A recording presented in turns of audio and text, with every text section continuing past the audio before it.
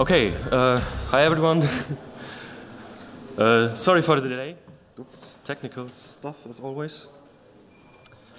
My name is Lukas Toenne, and I'd like to talk about particle nodes. That's a project I started, well, the actual project started 2 months ago. I've been working on different features and parts of the system for over a year now. Okay, but this is a completely new system. It's a particle system that is supposed to work with nodes, as it said, and there's basically two different things that nodes can do with particles, or for particles. And the first, of course, is simulation. That is, you want to modify the particle data, usually in an iterative way, where you have forces and colliders and all stuff acting on the particles. And well, the important issue of this is that you want to also create and delete particles, and that is a new challenge when it comes to nodes. I'll get to that in a minute. And the second thing is rendering and drawing particle data.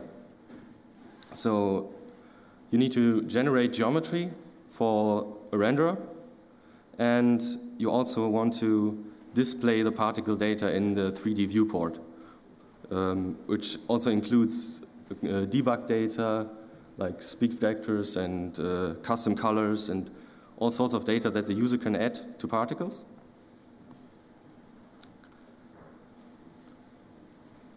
And now, if you look at the existing nodes in Blender, you have compositor nodes and render nodes, basically, and also texture nodes, which are basically a part of shader nodes. And there you always have this, this idea of an output node. This is the output node for the compositor, which defines the final color and alpha and Z value and whatnot for all the pixels in the rendered image. And this is a single node per node tree. You can actually have multiple of these nodes, but only one is active at a time. And this works because the data set is fixed. You know all the particles, you know all the pixels that you want to define in the end when you have a composited image, or all the render samples in case of the renderer.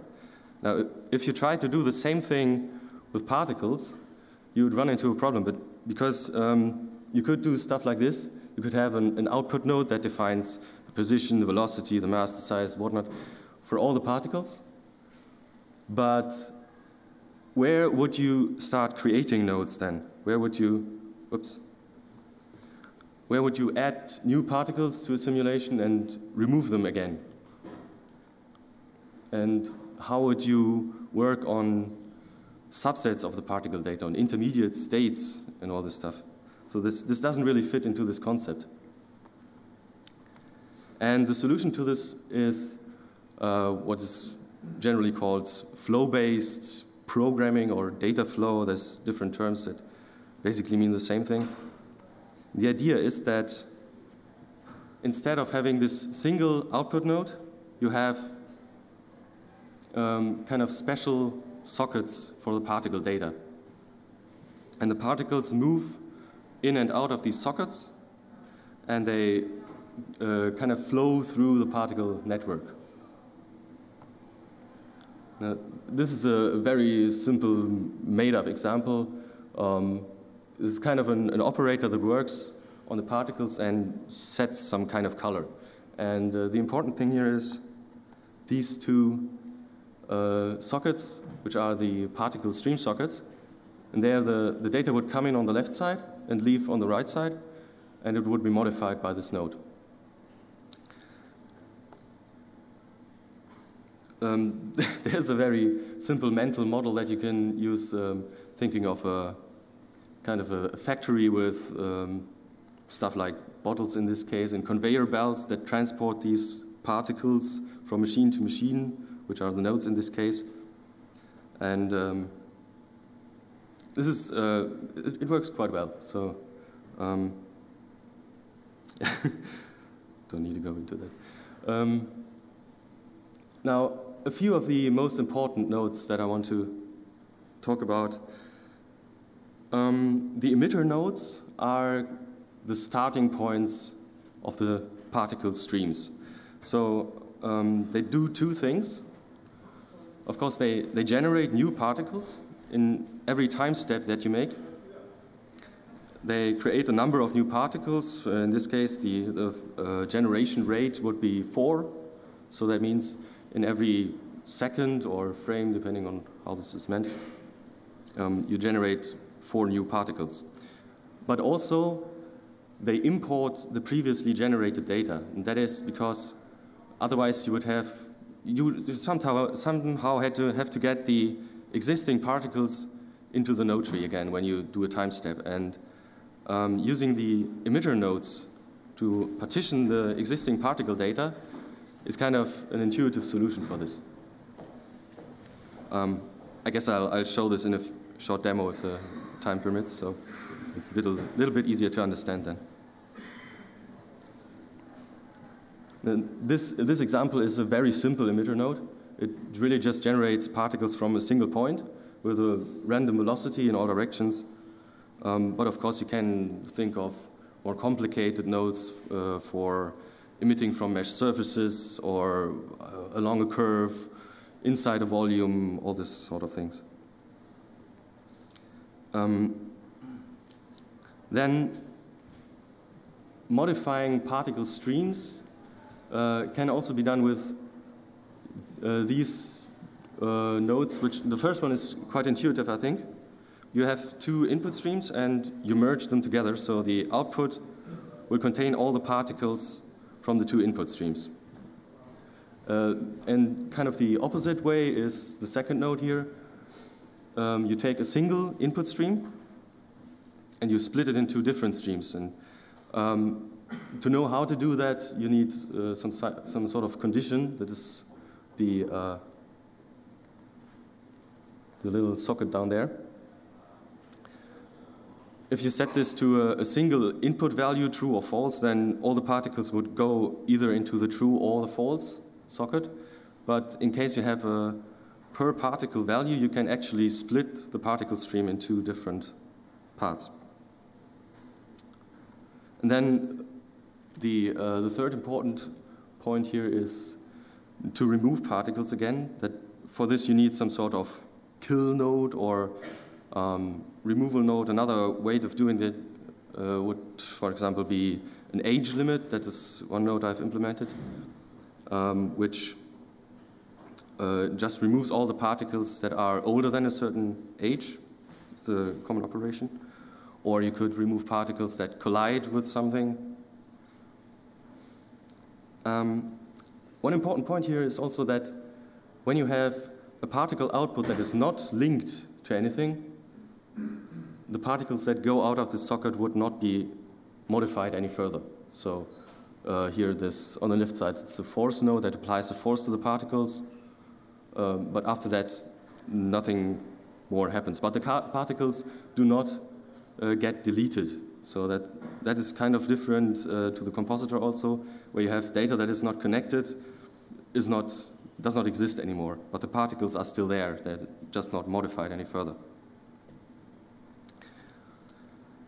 Okay, beside these particle sockets, these stream sockets, you still have what is round and colored here, these parameters, which are, those work pretty much like the compositor nodes. Here, in this example, we have a time value. We take the time value and multiply that and use it as a sign value, so get kind of a back and forth movement, and create a vector out of that, and use that as the strength for a force. So what you get is a force acting on the particles that goes left to right over time. Now in this case, the force is uniform, so the same force acts on all the particles at the same time. But yeah, okay. These are the function nodes that they don't have particle inputs on their own.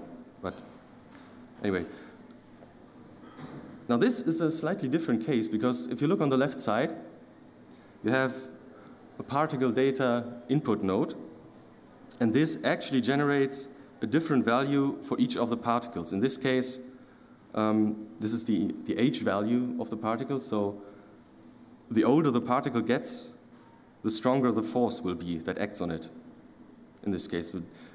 Of course, this is quite useless, so to speak, but in this way you can generate very flexible simulations, very flexible expressions for controlling these modifiers. These are the two situations that you can have.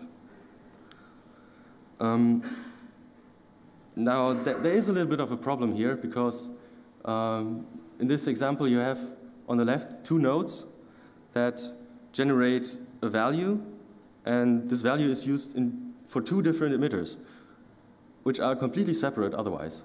So the data, the values that come out of this vector compose node really depend on where they are used. So on the right side you have two forces, and they work on different particles.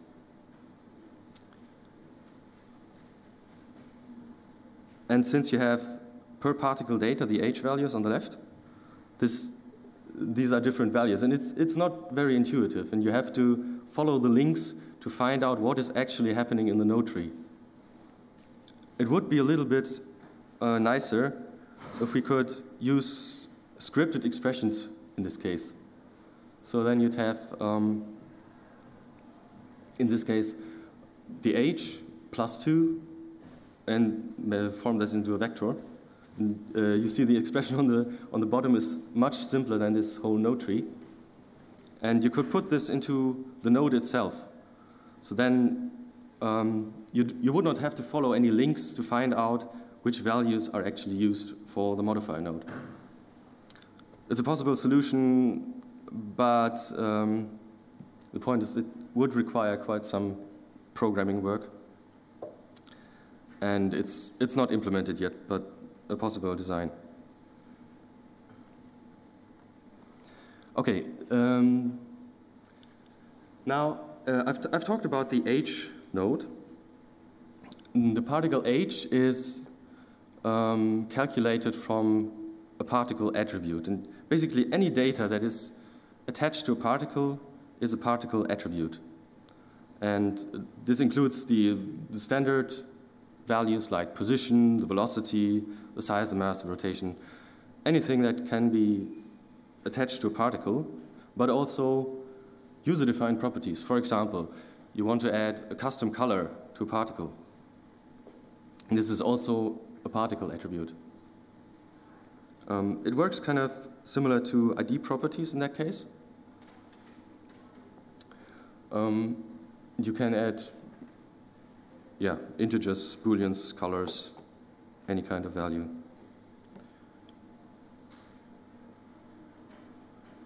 Okay, I guess I'll show that in a demo if I can. Last but not least, node hierarchies are an important topic. Currently, we really only have very limited application for this. Node groups are one thing, where you have a node that links to an internal node tree. Another situation would be when you have a compositor tree that uses a texture which in turn is defined by a texture node tree. These sort of things, they don't really work all that well in Blender at the moment. They're quite limited, but for more powerful node trees, we really need to think about these things, I think. This, for example, simulation subsystems are an important thing. Currently, all the... wait a second, I think I can show you this. Okay, let me just do a little demo. I think that's easier to understand then.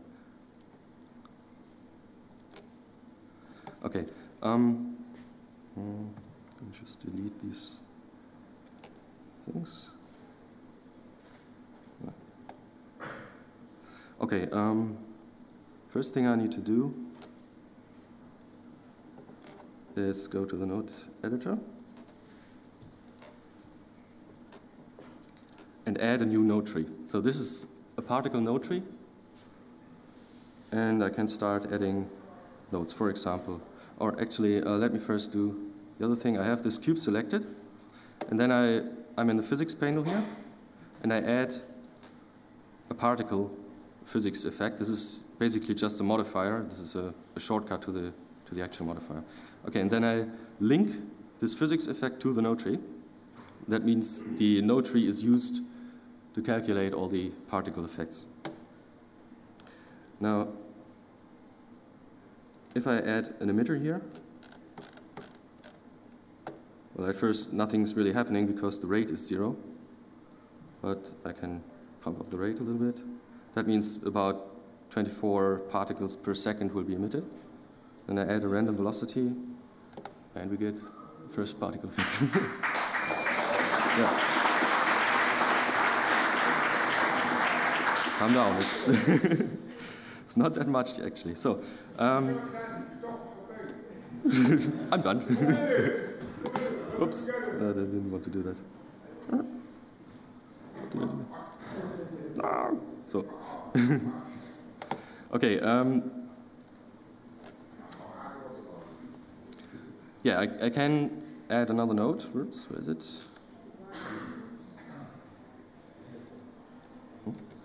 Oh, okay. Yeah. 3 emitters, yeah. In order to see this, I'll just use some different position here, like say 4, whatever. And,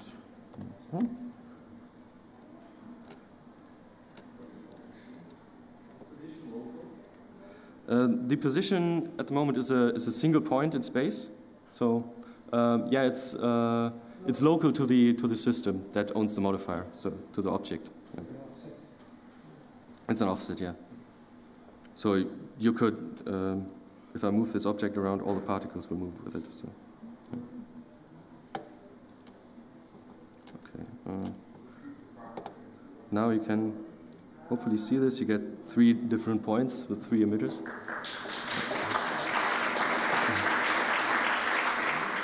Okay, now,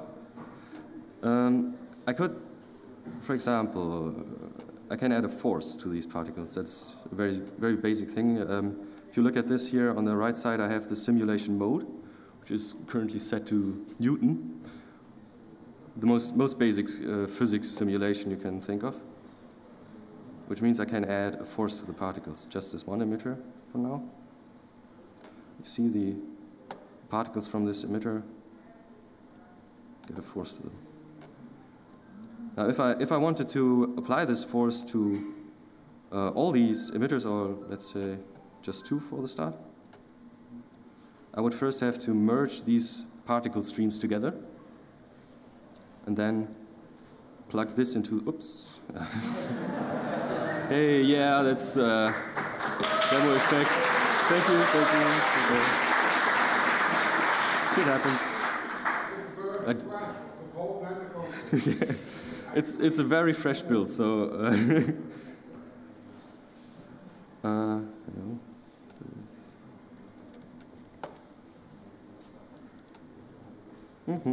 yeah, I'd have to start again. So. But you get the point here, I think.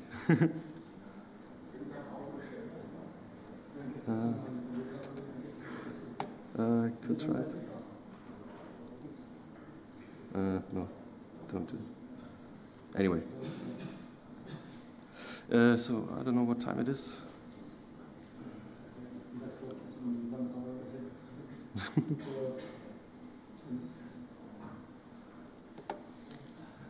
Yeah, okay, the presentation itself is almost at the end. There's not much more to say here. For the future, we can, of course, think about more advanced stuff like modifier nodes, which can work in a very similar way. And then there's stuff like rigid body dynamics and rigging and all these things that people want to use nodes for. I won't do that, of course, but it's good to think about this. And yeah. Yeah, this is actually one of the big questions. How do we get these things to interact? You know, it has come up quite a lot. How do we combine a rigid body simulation with particles? How do we make particles collide with rigid bodies, and particles act as a force on rigid bodies when they collide, and this sort of thing? You know? All the physics simulations in Blender are currently enclosed spaces. They're all standing on their own, but they hardly interact. Thank you. Yeah, that's basically everything I have to say.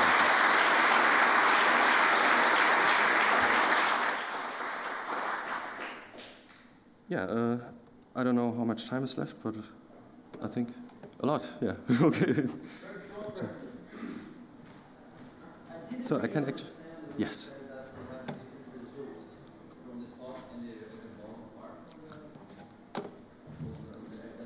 Yeah.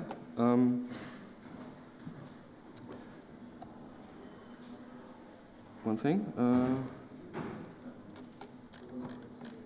Okay. Let's say I have two emitters here. I'll try it once again.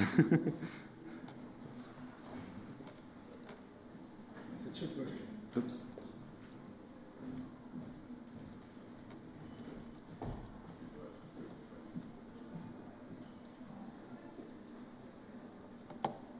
So I need to. Where's the buttons panel? Oh yeah, it splits over the screen.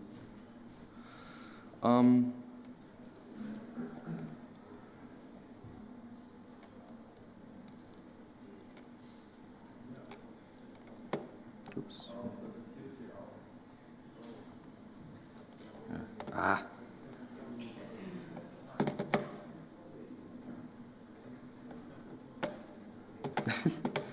Mouse actually moves.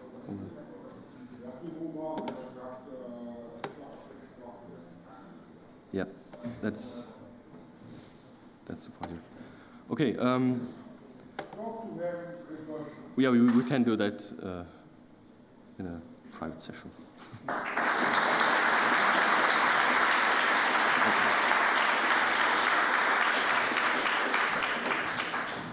Okay. Yeah. Put the binaries online, everybody can play with it. It's there, right? Yeah, the code is available. The code is available, I just need to make a little description how to build this. The more nodes, the better. Get old, we can get down, whatever. Oh, we can get down, get down, get old.